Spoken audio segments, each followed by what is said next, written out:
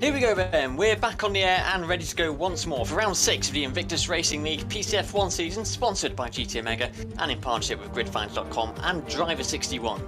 We visited the home of Formula 1 Silverstone last week, where we had yet another new winner, but we go from the flats of the old airfield to the peaks of the Styrian Hills tonight, as we're in Austria, a country where military training is mandatory for all men, and a country that, believe it or not, shares its borders with 8 other countries, including Hungary, where we're going to be heading in just over 1 month's time. But let's not cast our eyes too far ahead, as we've got to get through tonight first, with the high speeds daring Red Bull ring ahead of the teams this evening. 10 corners, 2.6 miles and 3 DRS straights make this track one of the fastest on the calendar, and a favourite of many on the grid as well. We've been here before and seen some great action in the past. Since we were last live, there's been a bit of a shake-up to the grid, with changes to the McLaren and Ferrari lineups. New faces in the ring, but will they be daring enough to start their championship fight tonight?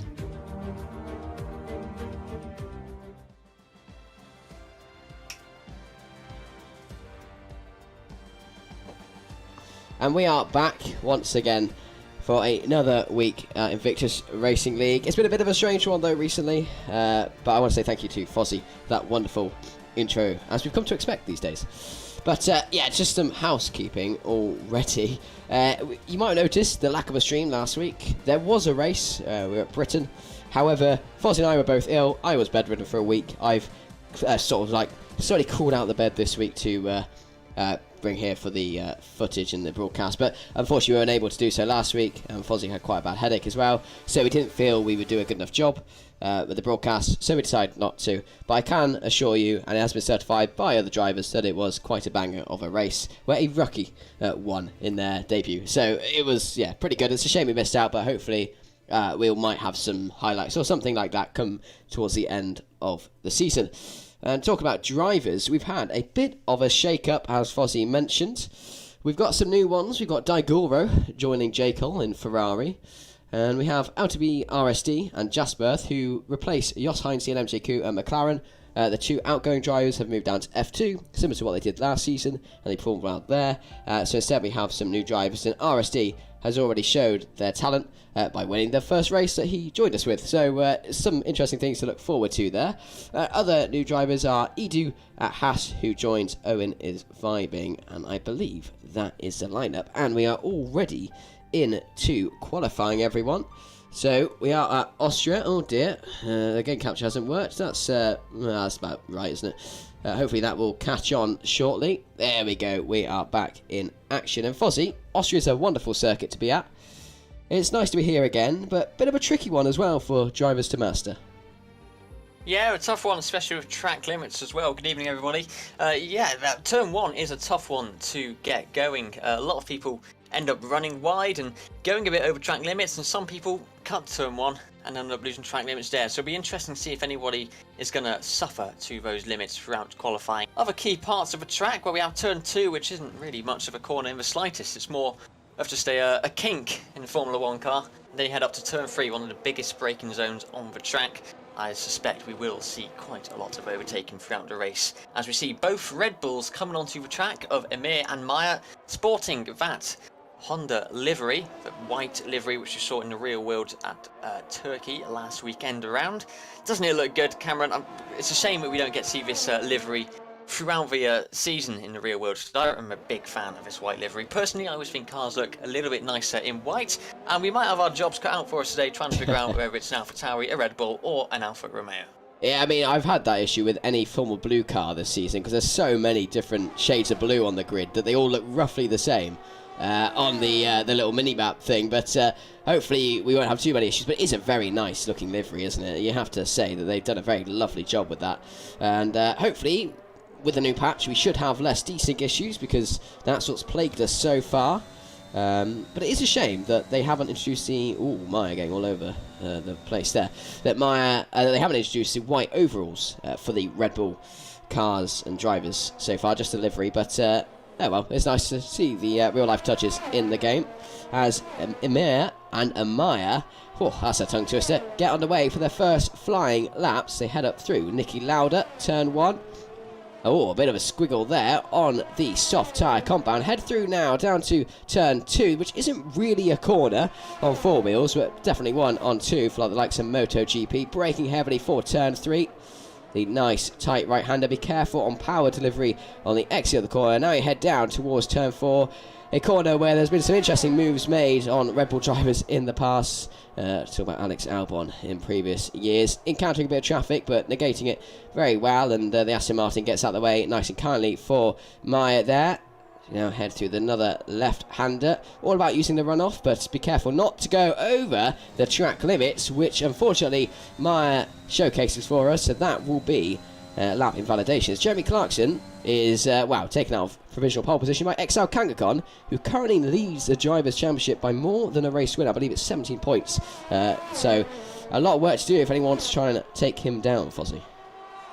Yeah, Kangaskhan on 43 points at the moment. His nearest rival, Meyer, only on 26. Kangaskhan leads his qualifying session at the moment, with Jeremy Clarkson, the Mercedes, not too far behind. Well, I say not too far behind. It's 4 tenths, which in the world of Formula 1 is quite a significant gap. But we're in early stages as we see Marcus go up with 104.006, 6 hundredths slower than Kangaskhan, who remains at that top spot. I was going to say we will see these lap times tumbling down and lots of people jumping up there as we go through this session. We've got almost a quarter of an hour to go at the moment. RSD, LTB RSD in the McLaren, making it up into P3, which is really good to see from him. Last time's race winner, only surviving currently in P4 as well. And I think it was Meyer who had that lap invalidated not too long ago, so he's going to be trying to put another one up. And then we see Edu going up to P4 on the mediums. How do you do that, Cameron? That is a very strong drive from Edu there. Again, new to the league. On the medium tyre, though, that is a decent lap. And I'll tell you what, honestly, if you've got the pace on the mediums, it'd be frightening to see what he could do with the soft tyres. It may just be the fact that he's able to work the Pirelli tyre compound a little bit nicer on the mediums, whereas on the hards, you might push and overheat towards the end of Sector 2, Sector 3. But nevertheless, a really good job for him. There's also Liam Markham up there in P4 at the moment. Another standout. He's had a few troubles in qualifying, especially at the start of the season. But obviously won from the back of the grid and has had pretty good performance ever since. But yeah, some really good laps coming through the entire field as we hop on board with Daigoro, who I believe has just invalidated the 6.6 Scuderia Ferrari car. Not settling in too well. Currently 9th with a 104.449 on the soft tyre. But it's going to come down to, I think, with the race like this, is what tyre do you start on?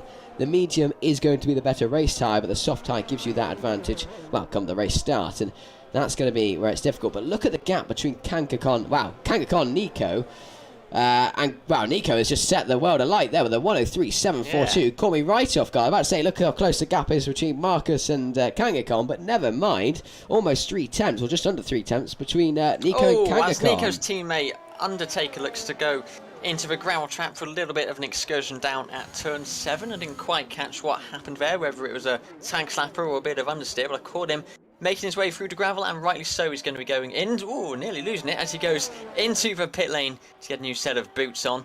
Obviously caught slightly off guard by that incident there. Stewards are going to be looking at people slowing down between turns 9 and 10 to start a qualifying lap, and as we go into the race, people cutting across the white line at the pit entry. So 2 areas to keep your eyes on throughout the next hour and a bit, especially in qualifying, that turns 9 and 10 slowing down. We haven't seen anybody doing it too drastically yet, but if drivers are found to be doing that, then there will be penalties no doubt coming their way, either for this race or races down the line calendar. And penalties, grid penalties, not what people are going to want to be taking, not when the championship is as close as it is. Like I say, P2, 3 and 4, just 3 points separating them in the championship standings at the moment. Yeah, and just look at the championship standings again. You look at McLaren, a new driver lineup. They're currently 10th in the standings, but look at them on the road, 4th and 5th in qualifying. This could be a very good race for them if they're able to keep up that qualifying position come the end of the race. That'll be a really interesting point. So again, Jasper on that medium tyre as Bashi has left the session. And look how close it is between Jasper and RSD as well. Wow, is that a 1,000th separating them on the times there? One on soft, one on mediums. And you have to think McLaren are going to be rubbing their hands with joy here. The new driver's coming in and kind of showing how it's done, really. And XL Kangaskhan just completing his outlap on the medium tyre. One of the few other drivers taken to the medium tyre. Current championship leader, will he be able to take over Nico for provisional pole? Just following Excel Merckx, he's set 2 purple sectors so far on this lap, and he's on the medium tyres as well. Merckx currently stands P7 in the championship, and currently stands P16 in the qualifying rankings. But let's see how he does after this lap. Is it going to be provisional pole for the Mercedes driver? No, but it will be P2 on the front row of the grid. Only with 1/10 off Nico, so Nico did set a great lap there, but Merckx did that one on the medium, so there may be more to come from him. I think the medium is the way to go here, Fozzie. It's looking like the medium you can push a little bit more through Sector 2 and Sector 3. Oh, it looks like we have a Red Bull round. Yeah, is that... well, I don't know who that might be. It's Meyer going very slow just to let some cars pass. My apologies, it looked like he wasn't moving on the track map, but Meyer's all good. Still going, just letting some cars by. Okay, and Kangaskhan setting a purple Sector 1, able to navigate the traffic that was in the way. The Doralton heavily backed Williams team coming around the final corner. It looks like he's heading into the pit lane and has aborted that lap. Didn't get the feel for it. Traffic might have cost him a little too much in lap time, and he's only got 9 minutes and 40 seconds left in this qualifying session, as all 2 drivers have that time, and he wants to guarantee the best chance to set a good lap time. Talk about lap times, there are a couple of drivers who still haven't got anything on the board. Meyer, as you mentioned, having difficulties earlier. Kekerlin, as well as Undertaker and J. Cole. J. Cole currently 19th, his teammate Daigoro in 13th, with a time, unlike J. Cole, as he's also left the session. So, man of the minute there in commentary. And as we see the pit lane getting quite busy as cars are coming in and coming out. And Marcus is trying just to get all the tyre temperature he can in that soft tyre. See him wiggling all about, almost on the grass, almost knocking out the braking marker down to turn 4. But the 91 Alfa Romeo car, obviously in the news recently, Alfa Romeo potentially with Andretti being involved in the near future. Well, Marcus is involved at the current time, and he'll be looking to set a nice lap time. Already P4, and that seems to be a nice pattern for Marcus. He likes to be around P4, Fozzie. Yeah, we have Meyer, who's currently in P16, as was Merckx not too long ago. Meyer's about to set a lap time, and I reckon it might be quite a good one as well. 2 purple sectors for the man who's second in the championship at the moment. He has 1 more corner to go, round turn 10, manages to keep it within track limits. Now it's pedal down. Where can you get yourself? And you get yourself up to P2 to match your championship position with a 1 minute 3.8. Again, a 10th off Nico, though. The Alpine's looking really, really quick here, and there's people in the live stream chat as well agreeing with me on that one. The Alpines look like they've got some great pace here at the moment. P1 and P4. That's not too bad, is it, Cameron? They had a 1 and 2 in France. Can they get it again in Austria? Unfortunately, it didn't go too well for them in France, but hey, we could try again, can't we? As that's an AlphaTauri who's spun there. I don't know who they are. It must be Bashi that spun. Luckily ghosted, so didn't get in Undertaker's way in this qualifying session in Austria. Invictus Racing League Round 6, brought to you by GT Omega, Grid Finder, and Driver 61. Check out our partners below, and we thank the partners for helping to bring us this brilliant league this season, for season 13. As there's yellow flags everywhere, Fozzie, and cars are in and out of the pits like no tomorrow. Somebody who's making their way into the front row, LFR Acosta, who's P3 in the championship at the moment. A 1 minute 3.786, so he's less than a 10th behind Nico. Nico's pole time could still be under threat by some of the drivers here, as we see Marcus going up to P4, and that's a Red Bull round at the in between the turn 9 and 10 complex. Yeah, I think it was Meyer. I was riding on board with somebody else, and I was looked up away from my laptop, and there was a Red Bull heading straight towards me, so that caught me slightly off guard, as much as it might have caught the driver off guard as well. But yeah, Meyer, I don't know if he's going to be super happy with P3. It's the Red Bull ring, but he's not starting on the front row. And he might want to try and get up to the front row if he can. He's not too far away, but like I say, them top positions might be under threat at the moment. Yeah, Nico bettering his lap time once again at 103.599. Wow, we are solidly into the 103s. Could be a sub 103.5 here for one of the top drivers. Nico's almost there, just a 10th off that target, and that is quick. That's blistering quick. There's I believe a couple of cars going slowly around turn 4, turn 5. Fozzie, not sure what's going on there. Red Bull and some form of other car involved. But Nico, yeah, just cooling down his tyres after that blistering speed he took through that lap. And the 37 car looking pretty strong for pole position here. Again, his teammate down in 6th place, but again, not much field spread. I mean, it is Austria, it is a shorter track, so a 10th here it can kind of be exacerbated to be a bit of a larger gap at a normal circuit. But I tell you what, the gap is what the gap is at the end of the day, and it's the quickest lap time that will be on pole. And Nico currently has that. There's another yellow flag in Sector 3, Fozzie, and Nico heads into the pit lane. Yeah, we said it was looking really good from McLaren's. They're still P7 and 11, but I'm sure they would like to be a little bit higher than that if they possibly can be. So it'll be interesting to see in the next 5 minutes if they are able to make their way further up the grid. But it doesn't look like they're doing so just yet. Lots of people still going on laps, but there are quite a few people in the pits at the same time as well, as we have a little bit of a lull. I'm just riding on board with Liam Markham at the moment, who I believe is on a flying lap on the mediums. He's currently in position 12 at the moment. Behind him is the Mercedes of Jeremy Clarkson. Liam's already got one race win so far, and that's already put him P5 in the championship. He won, of course, back in Australia in round 2. He'll be looking to get another race win as well, as will all the drivers here. I'm just going to finish riding with Liam as he just invalidates his lap on the exit of turn 9. That's going to be unfortunate. He would have loved to have got a little bit higher up, and I believe he was on a pretty good lap as well. Is he going to be going for another lap? Well, he doesn't seem to be backing out, so keep your eyes on Liam because he might be jumping further up from P13. I suspect he's going for another flying lap here. Yeah, he's very lucky there not to invalidate his lap straight away on turn 1. Nicky Lauda, the way he rode those curves, crikey, that poor Alpha Tauri is going to have a bit of a headache come the end of this qualifying session, let alone the drivers. He activates DRS heading down to turn 4. Yellow flag turn 9, which is where the stewards will be looking to make sure drivers aren't slowed down too much or in a dangerous manner. With the 88 car currently P13, got a bit of work to do. 104.16 is his lap time for now, but where will he be in about 4 minutes time, Fossey? Yeah, not all too sure, but we'll have to see how things go. Like we say, 4 minutes still remaining. We have a Haas going slowly on the exit of turn 1. Is it a spin by Owen? No, it's just like Owen is just Owen is slowing, one could say, as he currently sits down in P15. Fast driver, as would anybody, would like to be a little bit higher up, and he hasn't got too much time left to go. He needs to get around this lap. It doesn't say it's his out lap, but the way he's driving does definitely seem like it is. So maybe Owen on an out lap at the moment, or just warming the tyres up and getting the battery into position.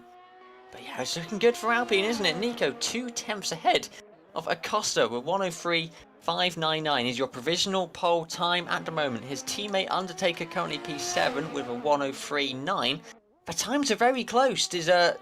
Well, if we ignore Bashi, who's a second out from P18, it's just about a second between the entire grid, which is super close. And that's the thing with Austria, because it's such a short track and such very low lap times. You do get these lap times being incredibly close, and small mistakes can cost you quite a big percentage of your lap time, which is why qualifying here is oh so important. So we're going to see some McLarens coming back out onto the track now. LTB RSD is going to be going out for one final flying lap. And Digorio in Ferrari, the only one to have, well, he's out on an out lap at the moment, but he set his current time on the mediums, so it'll be interesting to see if he can get another time in with the softs as we approach the dying minutes of this one now. Cameron, do you think that time from Nico is under threat? Are you expecting anybody to jump up there to pole position, or do you think the Alpine's got it quite secure? No one's ever secure in this league, that's for sure. And wow, I mean, it's a fairly quick lap time around here, so you can leave it to the dying stages to start your out lap. But drivers will want to be getting out there as soon as possible, getting a feel for any slight grip changes that have occurred. I do apologise if I forget to mute. I've got a bit of a cough still, but I'm trying my best to not implode anyone's ears. But Edu was struggling to set a bit of a better lap time. I was on board with him for a little while, kept invalidating. So the minute and 50 remaining, you want to be getting out round about now, I'd say, in order to be getting around and get your qualifying lap underway. Traffic could be a problem here, Fozzie. We've seen this in real life. Traffic jams may be aplenty. Yeah, and I've already seen some cars coming to a complete stop on track to let other cars pass. So things could get a little bit dangerous here. Some people may be offset and caught off guard by cars going at reduced speeds, but we'll have to see how we go as we come into the final couple of minutes of this qualifying session. 1 minute 20 to go, 80 seconds on the clock. Who is going to get a lap time in? What changes are we going to see to the starting grid at the moment? At the moment, the top 4 positions for 2 front rows, all different teams. Nico, Acosta, Maya, Jekyll and Marcus, your provisional top 5, but that might all change as we come into the final 60 seconds now. Don't forget, slowing down between turn 9 and 10, not allowed. Stewards will be looking at that, so people are doing their spacing much earlier in the lap. We can see if you've got a track map on, all the cars evenly spaced, making sure they have a gap to make their way around this track for what is on average a 1 minute lap time, just over in qualifying. It is one of the quickest qualifying sessions of the season, and at the moment it's Nico's on provisional pole, Cameron. Nico on provisional pole, but will he be on provisional pole come the end of qualifying? It's heating up. The heat is intense. We're in Austria, and the Red Bull Ring is providing a blisteringly fast qualifying session, as you say. Indeed, we've got cars all gunning for it now. Just a couple on out laps and a couple in the pits. Those in the pits will not get out in time to start their lap, so it's just those left on track.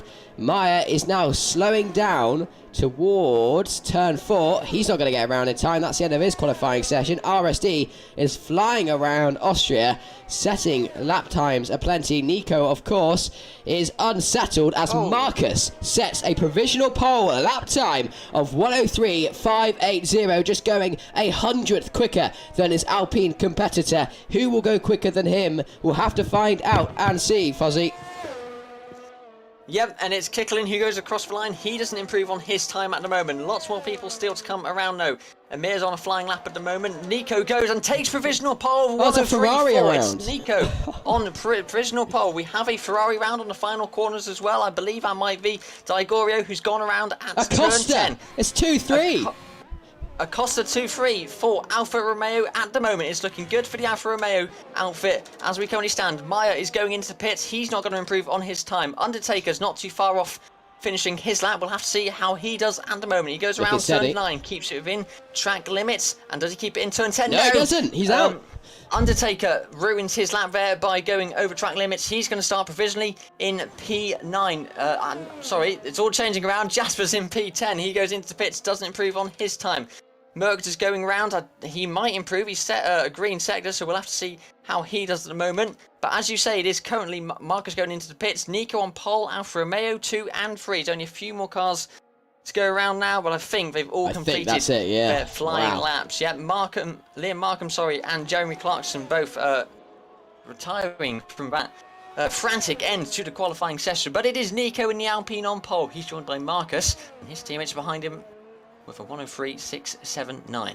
What a qualifying session that was, everyone. Nico on pole, another pole position for Alpine this season, and Alfa Romeo, a round of applause in qualifying, P2 and P3.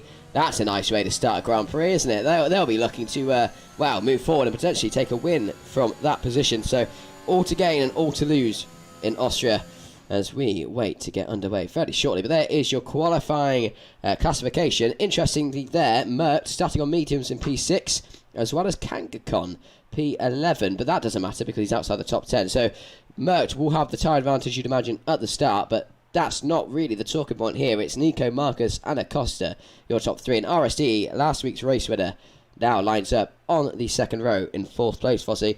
This sets up for an interesting display of attrition. Yeah, this could be really, really exciting. We see how close all the drivers are here. Just looking at Owen and Liam, only 2 thousandths between them, so it's all close across the field. That sets us up for a very exciting Austrian Grand Prix. I wouldn't be able to tell you, as I say every week, who's going to win this, because we know that turn 1 of any track can be a choke point for the cars, and turn 1 here in Austria is no different. The Niki Lauda turn, we know, as I said at the start of the broadcast, if you run wide, you've got to lift and not fly back onto a track. If you cut it too much, you might be picking up a penalty as well. It's a crunch zone. We've seen crashes here in the real world at turn 1, and I suspect it might all happen again. It's looking dark in the skies, but there's no water on the track at the moment. Will we get any rainbow? Well, never rule it out. We've had it before. We've had it many times before. So it's all still to play for here in Austria. Yeah, Invictus Racing League, PCF1, Season 13. It's been a fiery season so far, and this shows no signs of cooling down whatsoever, apart from, depends what's up in those clouds above us. But we are in the Steering Hills, a place known for a bit of a downpour and a bit of interesting weather. You can never really forecast. It's similar to places like Spa. In fact, Spa's not too far away as the bird flies. Hopefully no one will be flying today, though. Unless you do get the Niki Lauda curve incredibly wrong. You end up spinning around and all sorts of stuff. But I believe we will have a formation lap to get underway. There were some concerns with the glitches and stuff, but I still do think we will have a formation lap. Indeed we will. So as the drivers take to the circuit and an exploratory lap to find the grip levels and work out what's going on. Fozzie, it's going to be interesting, isn't it? So you've got the Alpine at the front, then you've got the two Alfa Romeos. Are they going to work together, or are they going to potentially trip over themselves? Well, you'd think that potentially there might be some team play coming in here, but Acosta's third in the championship at the moment.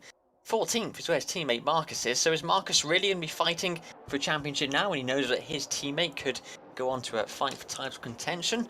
Well, you'd have thought not, but they're racing drivers and they're both racing their own race and they both want to score points as well.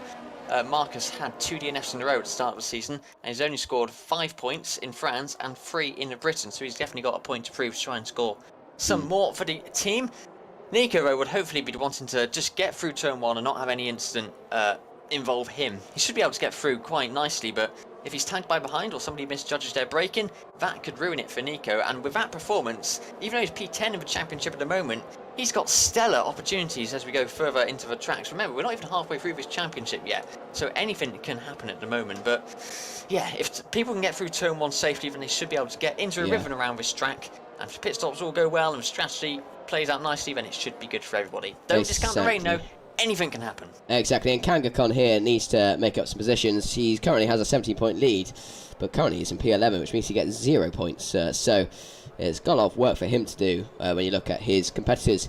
Could be in for a very lovely race here. 36 laps, though, to find out what will happen and what the effects of the championship will be here in Invictus Racing League. So as the cars line up and get ready, we get ready in the commentary box as well. This will be a fun one, and well, I can't wait as we look and wait for the green flag and then the lights to illuminate a run up the hill towards the Niki Lauda curve is on. Here we go then. We've got a bird's eye view. 3, 4, 5 red lights here in Austria, and we are go, go, go. Round 6 of Invictus Racing League is underway. It's a good getaway from Nico. The 2 Alfa Romeos losing out slightly. In fact, RSD has managed to claim P3, Fozzie, and this is looking like an already a good start. All cars safely through except for a Red Bull. Amir down in 19th. Yeah, there was Amir going a little bit wide. He got pushed off wide at turn 1. They're going almost 5 abreast as we go down in towards turn 3. But Nico's got that clean getaway that he would have wanted. It looks like someone's gone round. It's Merck who has gone around. That's not good for his championship contention, but he looks like he's able to keep on going. Remember, he's on the medium tyres. Let's see how that affects his strategy moving forward. Owen's lost a position as well. He's going side by side with the other Mercedes around turn 4, but they'll get through cleanly. This is a move.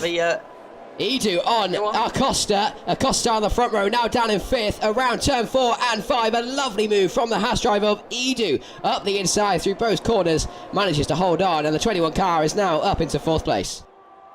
Up into 4th place, very good stuff from Edu. How do you do that, you could say?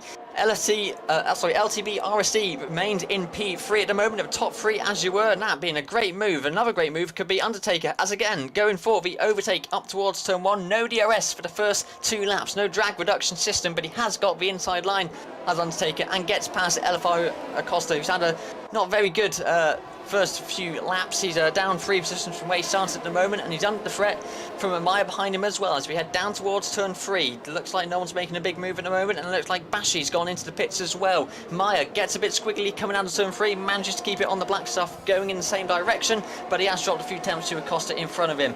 Down 12 positions for Merck since he had that spin, and it looks like there's moves going on in the back as well as DeLange and Owen is vibing, are going side by side. Owen manages to get through. DeLange very nearly takes his back left tyre, but they get through safely without any contact. Cameron.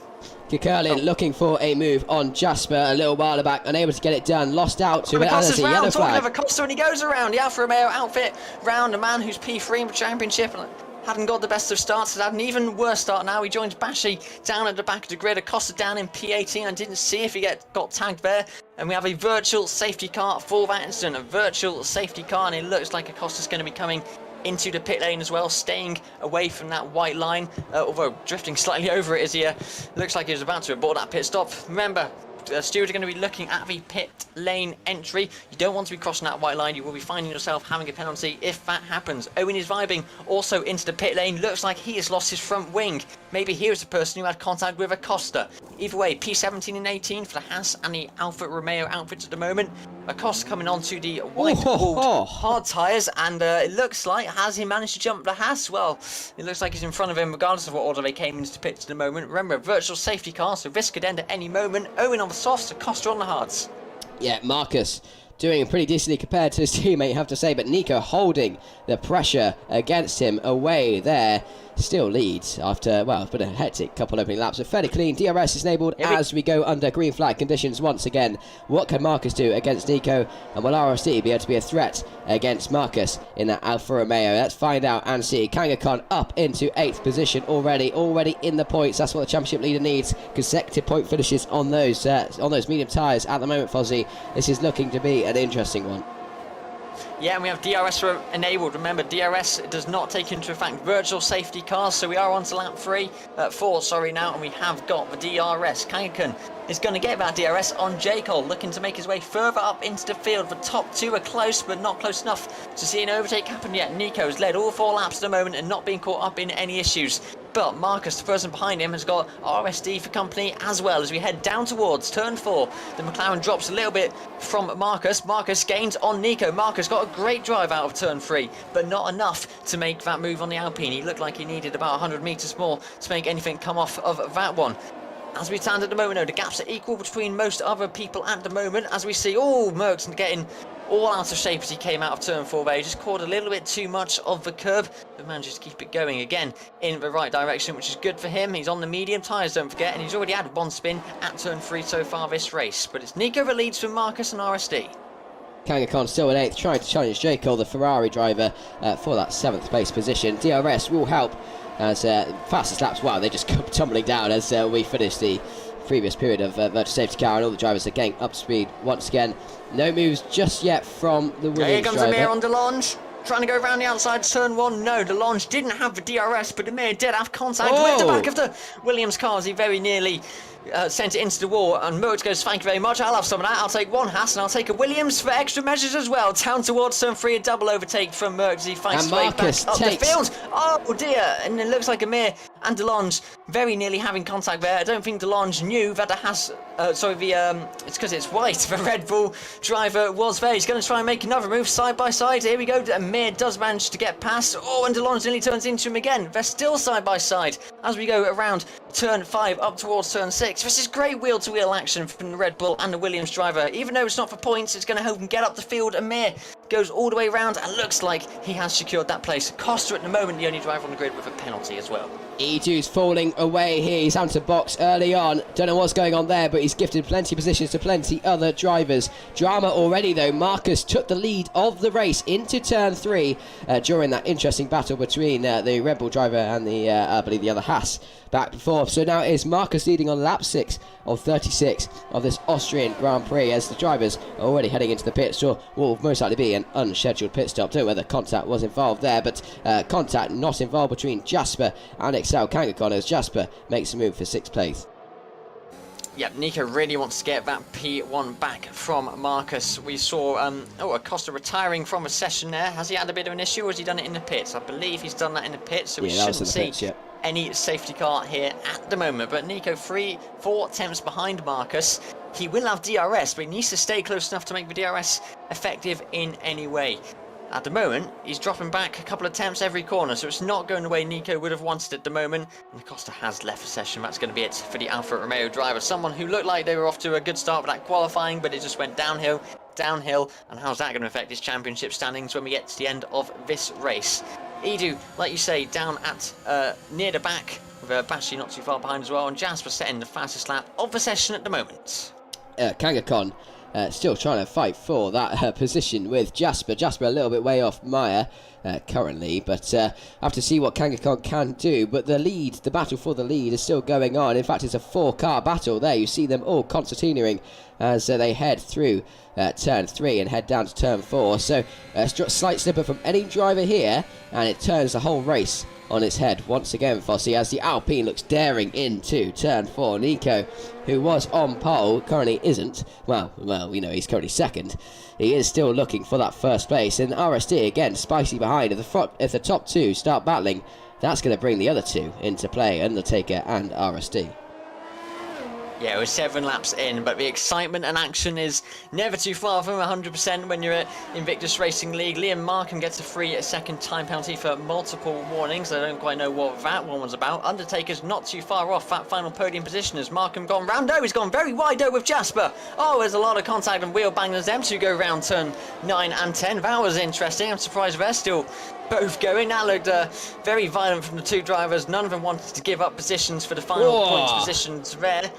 Daigoro and Liam Markham battling through turn 1 once again. Daigoro being kind of cut off from that corner. He had to take, well, most likely a warning, and now he's looking to take that 10th place, looking to the outside, not going to get the job done. Will he get the switch back on traction? No, Liam Markham's too far ahead, but he is slightly wide again. Liam Markham likes the wide line, turns out. Heading down to turn 4 now. The Ferrari looks to the outside. It's a daring move around the outside. We see many cars come a crop around here. He takes the move, still going, still holding. He'll have the inside line for the next corner. He's losing out though, have to back out between Liam Markham and stay behind that Honda rear wing.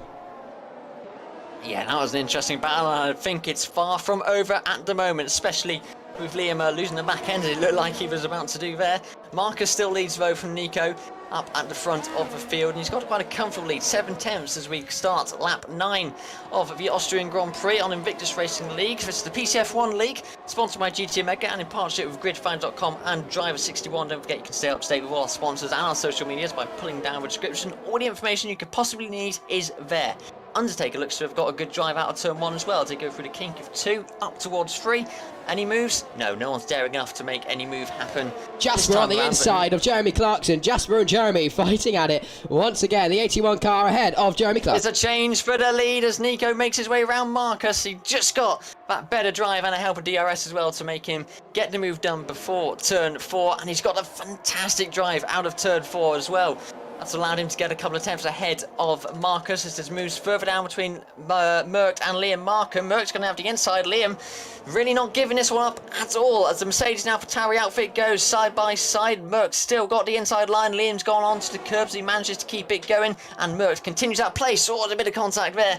Liam just running into the rear left tyre of the Mercedes. Has he got any wing damage? Not that I can see. Undertaker's got a 10-second time penalty. 10 seconds for exceeding track limits. That must have been quite the exceeding if he did that, and he's gone a little bit wide as well. Jeremy Clarkson, yeah, he's going very slow. Jeremy Clarkson also getting a penalty there. Not quite sure what happened to the Alpine driver there. 10 seconds is a big penalty, so it must have been quite a big off, Cameron.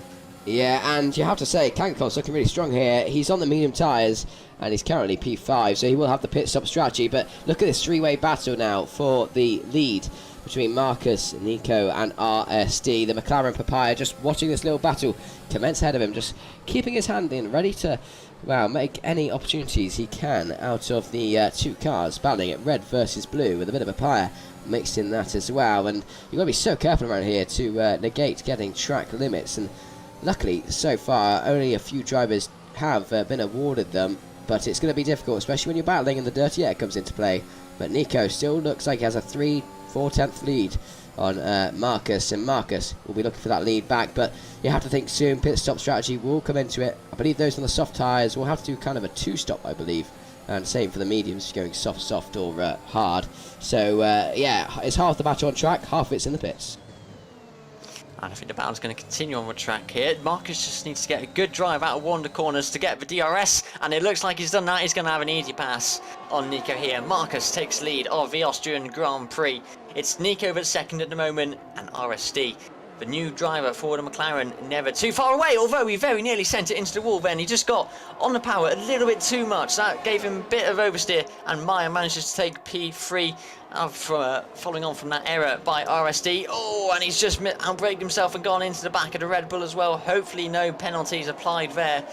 But not being a good few corners for the McLaren driver. It just doesn't look like he's got that McLaren under him, looking at him now. Are his tyres a little bit, are they starting to go? I'm not sure how long the soft compound is meant to last around here. We're 11 laps in at the moment. People will definitely be thinking strategy.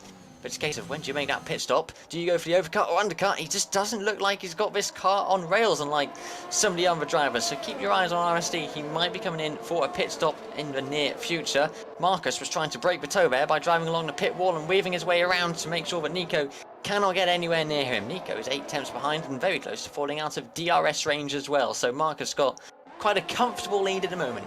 But as we know, anything can change in just a matter of corners. It looks like Jeremy Clarkson might... Oh. Is he going to judge his braking correctly? Well, Jasper's not going to give this one up. He wants to make a stand. Very good driving here. No contact yet. Jasper continues his lead at the moment. And he gets a bit of DRS to help him as well. Jeremy Clarkson and Jasper locked in this battle for P7. And yeah, you have to say that gap between Nico and Marcus, it's being managed, isn't it? And Maya has fallen off there, 1.2 seconds away, so out of DRS range from Nico. And he's got all to do in the remaining laps. We are, roughly a third of the way through the Grand Prix. So plenty more to come. And plenty more action as well, as we see Jeremy Clarkson and Jasper at it again, and a few other cars. Oh, we got someone round. It's RSD's round. RSD has had an issue at turn 9. I can't see if he's lost his wing or not. Is he going to be going into the pits? No, but he definitely had a bit of an issue there. Looks like he's got front wing still attached to the front of that Formula 1 car. But from the man who was battling up there at the top, he now finds himself out of the points in P11, down 7 positions from where he started at the moment. And Kekurlian pulling moves throughout the race. He's been following Kangaskhan through, and he's up 10 positions. So is Jeremy Clarkson from where they started. And Kangaskhan is currently finds himself in 4th. So podium on the cards for sure for the championship leader. So started out of the points. Potentially will finish with many points. As we see 4-5 cars locked in. A massive battle for, P5, P4 around this track in Austria. You see them all there looping through, but none of the cars able to just make that move, get it done. And in fact, a lot of them are struggling for grip, especially on those soft tyre compounds, as they will be fading out now and will be looking towards the pit stop window. You don't want to overuse your tyres, as Marcus gets a 3-second time penalty. That could be ever so crucial for the race leader, and that just makes it a little bit more difficult for him to manage this race victory. Yep, we see RSD coming into the pit lane and locking up as he does so as well. Maybe he's wanting to get rid of those tyres from when he span last time around. Don't forget, he span after the pit lane entry, so he had to do that entire lap on some rather poor tyres. But he's gone on to the medium compounds now, and he's going to be coming out, I believe, possibly behind both Haas drivers and in front of Bashi. But yeah, that penalty for Marcus could be crucial as we go through this race. But Nico is not too far behind and might be wanting to take track position as well, and he wouldn't be safe from Maya either, so Marcus could be losing a couple of positions if things were to finish as they currently stand. But there's quite a few battles going on throughout the field. From P6 downwards, there's a few people getting a little bit close to each other. Excel Merckx is not too far away from Ferrari of Daigoro in front of him, so which one of these is going to come out on top in just a few laps' time? Well, we're coming up to about halfway through now, as we see Maya coming into the pit lane, as is Nico as well. So it's Kangaskhan up into P2 and Kekurlian up into P3. He's not had a podium so far this time around. In fact, he's only scored 1 point as the Aston Martin driver at the moment, so he's going to be looking to try and extend his point scoring throughout this. Let's see though, is he going to be able to make a move here on the Williams driver in front of him? No, he is not. Kangaskhan though does make his way up to the right hand side of the track, and is he going to be able to lose a position here? Kekurlian seeing what he can do. No, it doesn't look like he's going to at the moment. So I'm going to jump around the field a bit. I'm not sure what you've got on your screens at the moment, but I'm going to keep you up to date with what else we've got, as Cameron's just quickly gone to refill his drink, I believe. He was starting to cough a little bit, so he's just gone to quickly get a drink. So he's stuck with me for the next few laps. Let's see though what battles we've got going on. I've got Daigoro and Daigoro and Merckx still going side by side. That was through turns 6 and 7, and they're never too far away from an overtake. These two, they've been close for quite a few laps, and it doesn't look like they've managed to get a move going on at the moment, as J. Cole gets a 3-second time penalty, and your race leader Marcus comes into the pits. It's Marcus into the pits, and he's going on to a set of mediums as well, lap 16. Kangaskhan with your provisional race lead at the moment, but Merckx is not too far behind his teammate of Jeremy Clarkson, and it is Merck that gets past Jeremy Clarkson into the race podium positions. P2 and P3 at the moment as we stand. That is only provisional though, because in just a few laps time, when everybody's done their pit stops, we will see where everybody stands. But it's going good for the Mercedes drivers at the moment. They're doing quite well at the moment. Some good moves going on as we stand. Yeah, Nico so down in a... we're just talking about pit stops there. There are about, well, 1, 2, 3, 4, 5, about 7 cars, I think, that are yet to do the stop. And I believe, if you look at it, yeah, those 7 cars are the ones that are on the mediums for the long stint. So they want to be stretching those as far as possible. Someone who's stretched their luck is an AlphaTauri who has spun. Is that Bashi at all? No, it's his teammate Liam. Liam Markham has binned it. I think he's still going. He's trying to regain control. Without a wing, he won't have much control left, so that's going to be another pit stop. That was a big one between Maya and Marcus. I didn't quite catch what happened there. Marcus just seemed to be going to the right a little bit and span around. I don't know if he was going into the pits or something. Well, he's definitely going to be doing so now, but that was an interesting one. Yeah, he's got a puncture. I didn't fully see what happened because it was as I switched to it, I saw him hit what I believe was a Red Bull, and it's gone from bad to worse for Marcus, who was your race leader at one point in this race. Now finds himself with a front left puncture and potential wing damage as well. Yes, he's lost a front right end plate. He's going to be getting that changed. Not what the Alfa Romeo driver would have been wanting at all. It's not gone good for Alfa Romeo, who were looking so strong, but now they have one driver down in P17, having just suffered a puncture, a crash, front wing change, and a penalty. And their other driver, Acosta, DNF'd from this race. Yeah, so, well, we see Bashi going to the pits as well for the second time. The thing is with Austria, right, that pit entry is so difficult. Because you've got cars that are going so fast around there, and you always ask, you know, is it worth changing that in real life? Because you do see collisions there, and I do wonder if that is what just caused that. But now Daigoro and Jeremy Clarkson fighting it out through turn 1, and it is Daigoro ahead of Clarkson. Clarkson struggles to get on the power, takes the DRS though. This could be a nice timed move in the run up into turn 3. Too far back though for now, unless it's a cheeky dive bomb. Does not go for the dive bomb. 66 car, Daigoro, new to the league, ahead of Jeremy Clarkson, who's also relatively new to Invictus Racing League. So 2 of the new guys batting out for provisional podium positions. Obviously you have to wait and see what the strategy is going to find themselves. Well, lap 18, Daigoro is currently ahead of Clarkson, who himself has a 3-second time penalty, and penalties are a bit of everywhere, isn't it? Undertaker's currently got the most with 10 seconds, and trailed by Marcus, who, as you've realised, having a bit of difficulties. Yeah, RSD trying to get past the Williams of DeLonge as we have I believe a Haas round. Is that Owen is vibing? Owen is spinning out of turn 1. Has he caught the sausage curb? Or has he just lost it through some other means? Well, he's round and down in P17 at the moment, but he's got it going again. I'm trying to see if he's lost any front wing, but it all looks good there, and it's very hard to see if you've lost any of your side pods and your barge board. It's very hard to tell from the off-board cameras, but yeah, spin, never good, no matter what position you're in. Up at the top, though, it's Kankan that still leads, and Nico, who was looking fairly good as well as he goes to go past Amir. He's getting past Amir there, found himself with a penalty. Maybe he just went a little bit wide as he came out of turn 1, and that's what gave him that great drive to allow him to get past the Red Bull of Amir. Now, the one thing I ask is, how long are these medium runners going to go? Are they going to go long enough so they can just do a simple change over to soft tyres, as I assume that's what a lot of these drivers will do now, is a one-stop? Or are they going to bite the gun and go even longer and really stretch out the tyres right to the dying end, so they can do a very quick stint on soft tyres? Or maybe they'll box straight away. We'll have to wait and see, but they are stretching it out indeed, as we see potentially Kangaskhan, as I mentioned, boxing.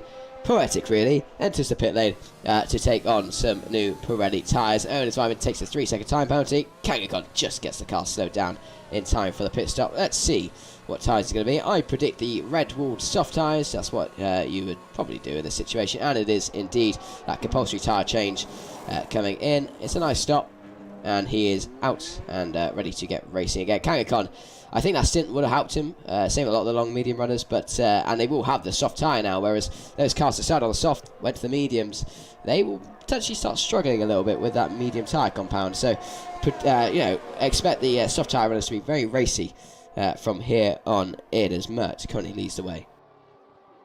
Yeah, very racy indeed, I would expect that. But don't count out some big moves and racing from the medium runners as well. RSD's been eyeing up Kangaskhan for a little bit, and he's been lining up every driver who's been in front of him. He's looked really racy, has the McLaren driver so far this evening. We saw he had a great start, and few issues have now found him down in P7, but don't rule anything out. He's got some good pace on him. RSC qualified 4th with a 1 minute 3.7, only 2 tenths behind the pole position time, so he's definitely, as I say, got some pace in that McLaren.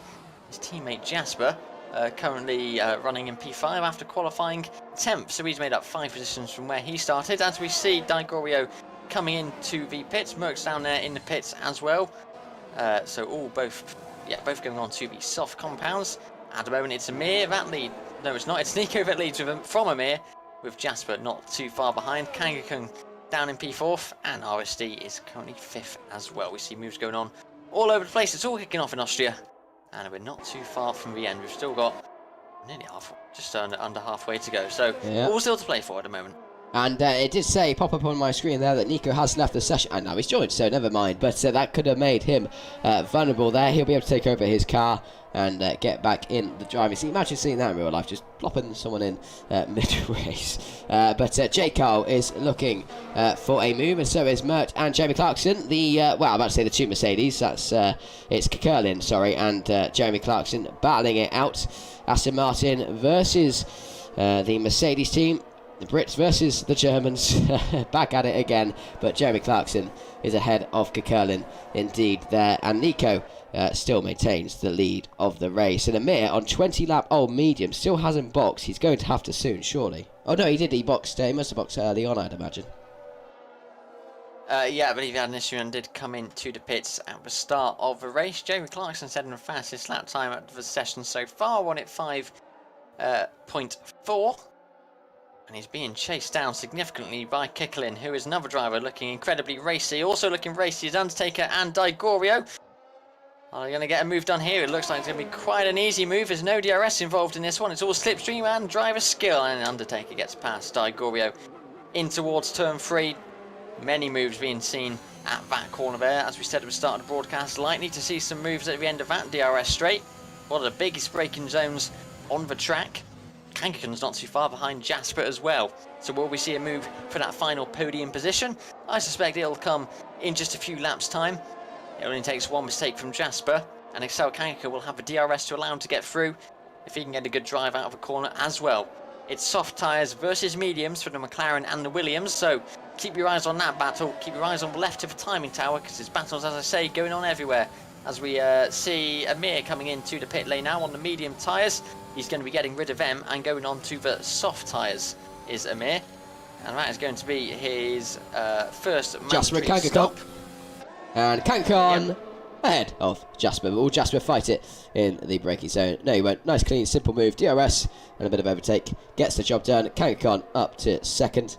That's a strong drive, isn't it? And Nico still has that 3-second time penalty. So Nico, I'd be getting a little worried if I were you by now. But I'm sure he's nice and composed, as RSD has left the session. See if he's able to join back, or whether that will hamper his efforts in this Austrian Grand Prix. But interesting race so far. A lot of drama, and pit strategy really showcasing its worth in the F1 2021 game, and particularly around Austria. Such a short circuit that you can pull wonders with a undercut or an overcut. As Kekurlin is P8, slowly gaining on Clarkson once again after that little battle before, but nothing to show of it just yet. Yeah, have a look at Amir and Edu as well. This could be close. You'd be well, you wouldn't be it's what I'm trying to say is this Red Bull. Every time I go to it, I always think I'm on board of a Haas, because it is very difficult when you see the red and the white and think, yeah, we're on board of a Haas, and it makes it a little bit confusing. But what's not confusing is the ease of this pass as the Red Bull gets past Edu there. Soft against mediums. It looked like Amir did get a much better drive there. Oh, lucky to keep it going though. Yeah, very lucky to keep it out the wall as he exited out of turn 1 there. Up at the start, the top of the grid, sorry. It looks like we have a bit of battle going on. RSD's just had a bit of a moment coming out of turn 3, I think. He finds himself at the moment in P8 behind Kekurlin, who's still chasing down the Mercedes of Jeremy Clarkson. Them two have been fighting for quite a significant amount of time now, and as Markham just had a bit of an issue as well. He's coming into the pit lane, and I did see a yellow flag as well, so maybe something went wrong for the Aston Martin driver there. The AlphaTauri driver there, and he has retired from the session. So that is Liam retiring from the session. It is his second DNF in a row. He's going onto the hard compounds, but he's not going to be driving that car much more. Someone who's got a very comfortable lead at the moment is Nico, although don't forget that penalty he's got. As you said, I might be getting a little bit worried. Kanken making up a lot of ground, and he's up 9 positions from where he started at the moment. Someone hunting him down, though, is Jasper. Yeah, and Kangakon's only finished off the podium once this season. That was in Australia. So he's pretty good at finishing on the top 3 steps. And Jasper, he's wanting to finish slightly higher up as well. He's got a little bit of room to manoeuvre with Excel Mert, 2.8 seconds behind him. But Jasper's definitely could be on the attack here. Well, that medium tyre is old. You may as well, haven't you? You know, you may as well go for it. But 4.8 seconds is the gap between Nico and Kangakon. That's what Nico has got to measure here. He's fine for now, but if that gets too close, that's going to be a bit of a worry for him. But bear in mind that soft tyre will start to wear out, come around probably in 10 laps. Wow, should take about 10 to 12 laps from when you box. So, going to be close between the top 2. And look at this battle for P5. 4 cars all behind each other here, wanting to try and get past each other. Their tyres struggling for grip in various different corners. The Aston Martin of Kicklin looks to be struggling the most, but Jeremy Clarkson pulls out to the side with a bit of DRS to help him get past J. Cole, but I think he's going to need a couple hundred metres more to make any move come off of that one. But your DRS is closed for turn 1, but as soon as you got out of turn 1, you can open it again as you head down towards the kink of 2 and a sharp braking zone of 3. Are we going to see a move here? Well, Jeremy Clarkson's looking to go alongside and past the Ferrari of J. Cole, who might become... Oh, I was going to say he's going to get passed by Kicklin as well. It's going to be tight. He's getting squeezed. Is there contact? No, but is that barge board damage for J. Cole? We'll have to see if his pace drops off significantly here. Don't count out RSD though. He's looking to try and make a move down this other DRS straight in towards turn 4. Is he able to get past Kicklin? No, he's not. We've seen one overtake here, but I don't think that's the last that we're going to see from this battle. Kicklin, is he going to be brave enough to make a move past the Ferrari around this turn 6 and 7 complex? He thought about it for just a second. He's going to just wait, I think, and be patient.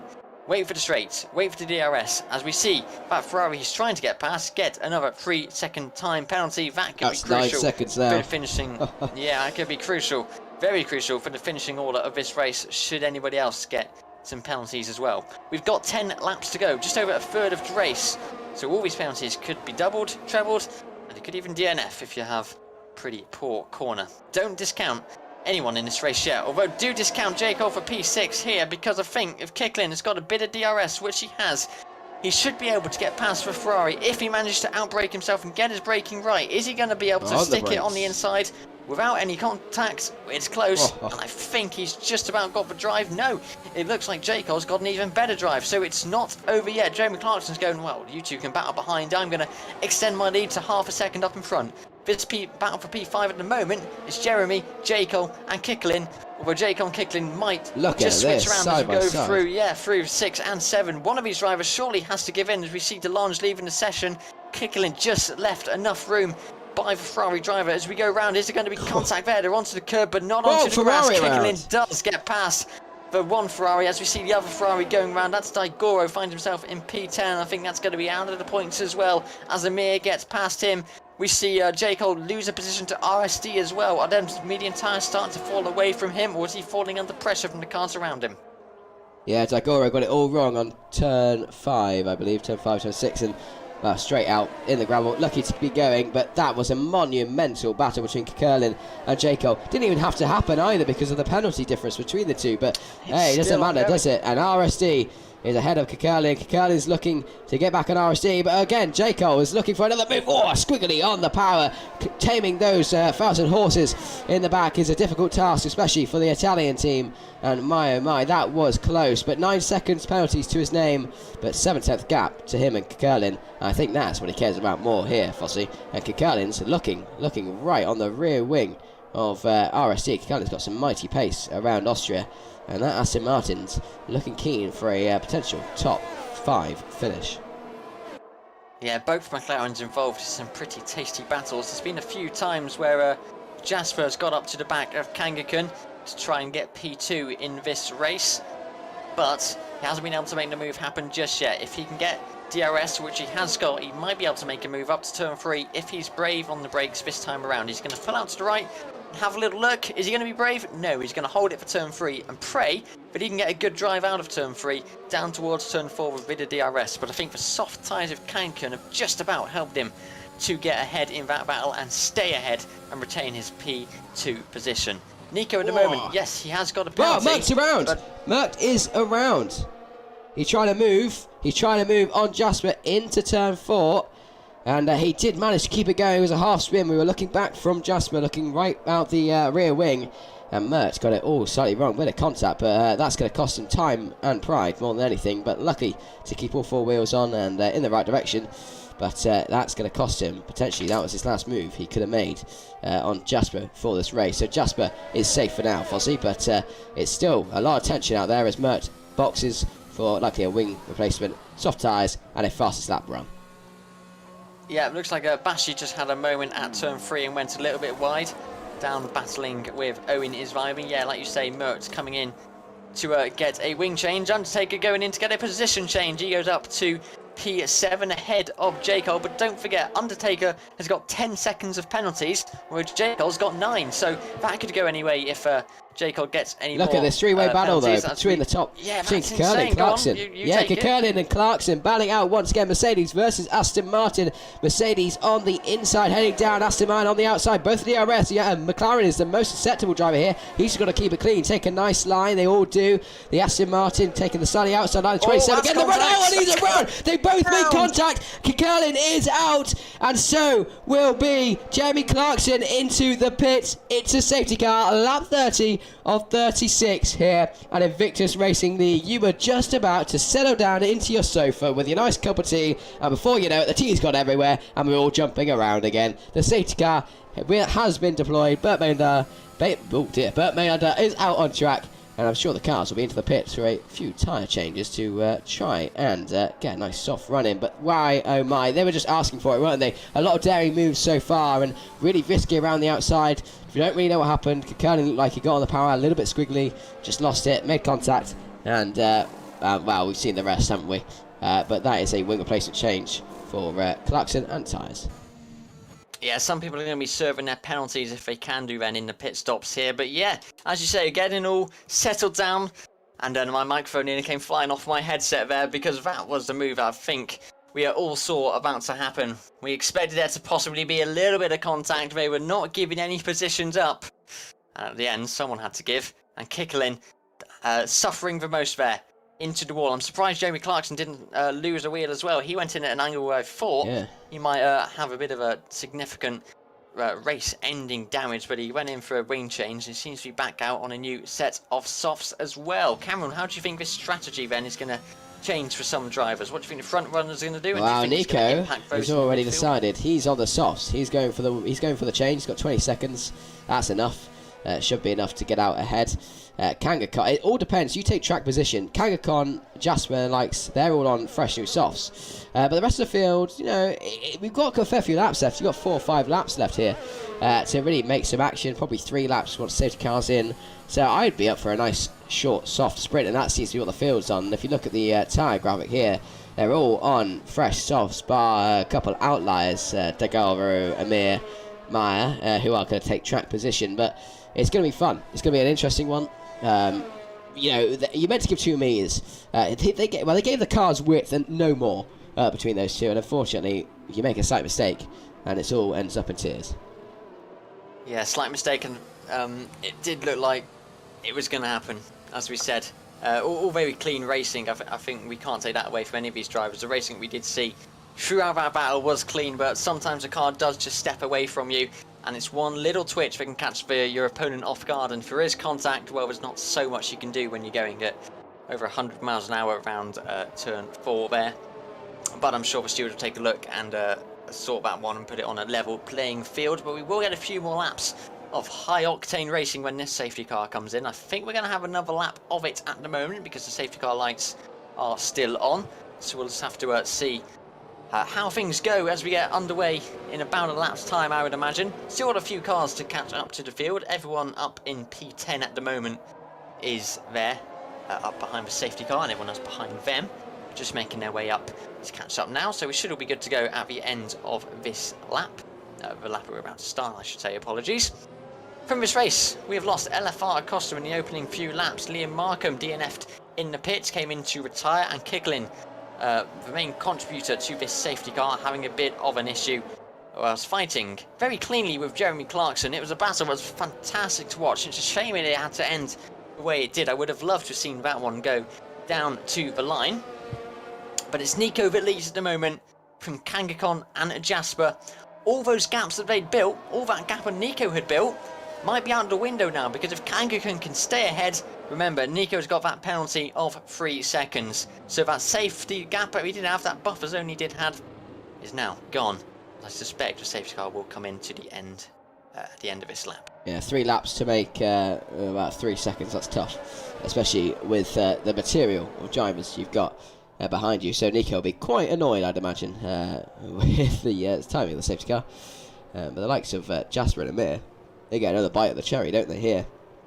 As well as a couple other drivers, or they're all bunched up. So it is going to be close with this one, as we see them round the final bit of Sector 2.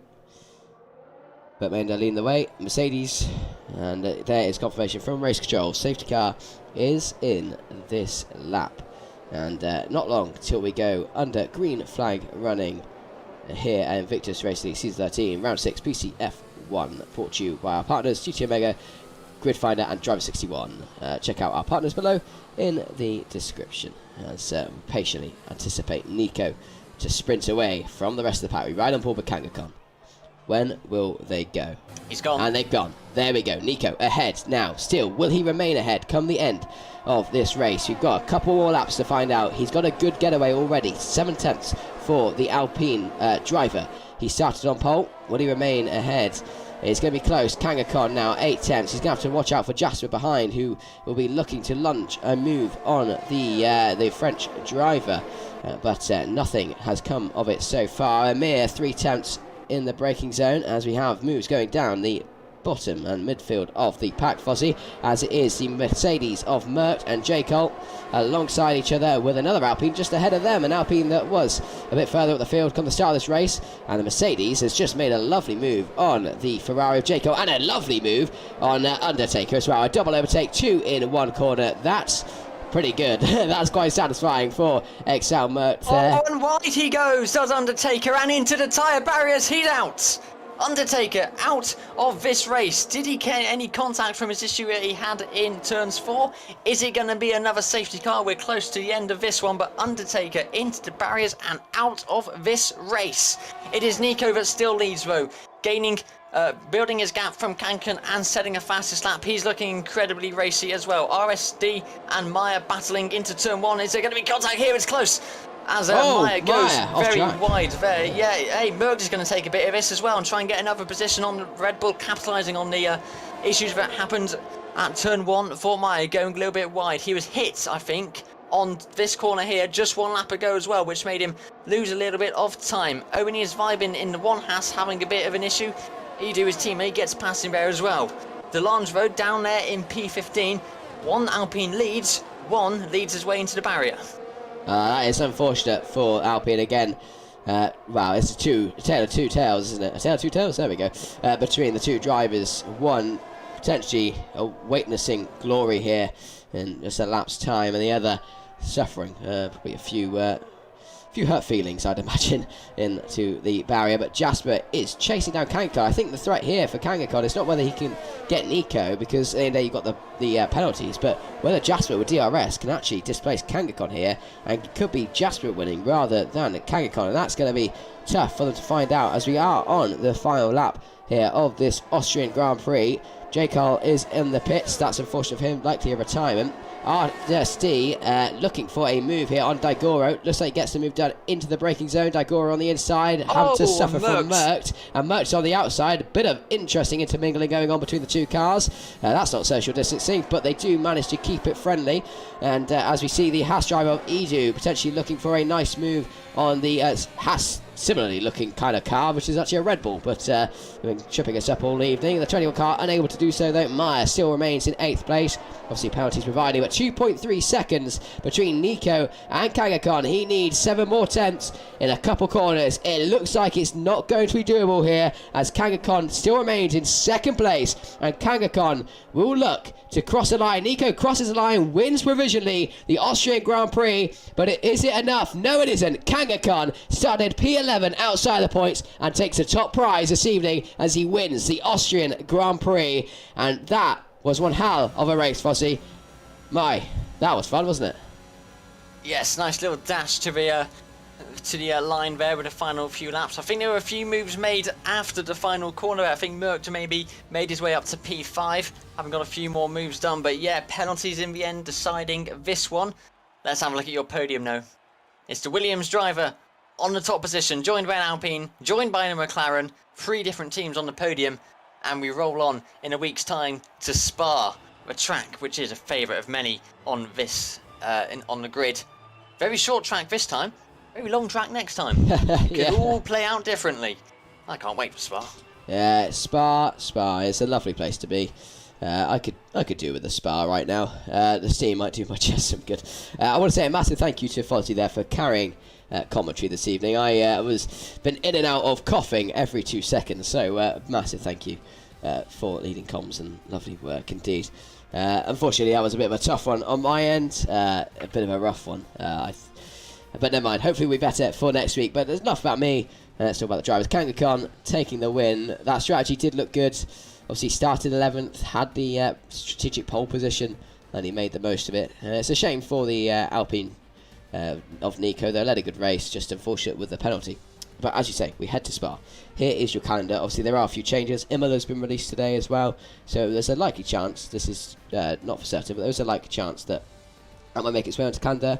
And of course we have Portimao replacing Abu Dhabi. But join us next week in Belgium on the 20th of October for round 7 of season 13 of Invictus Racing League. We hope you can join us. Check out the website below for steward findings, etc., for anything else that might change. But from me, Fozzie, and the rest of us at Invictus Racing League, thank you very much for joining us, and have a very good evening. Ta-ra.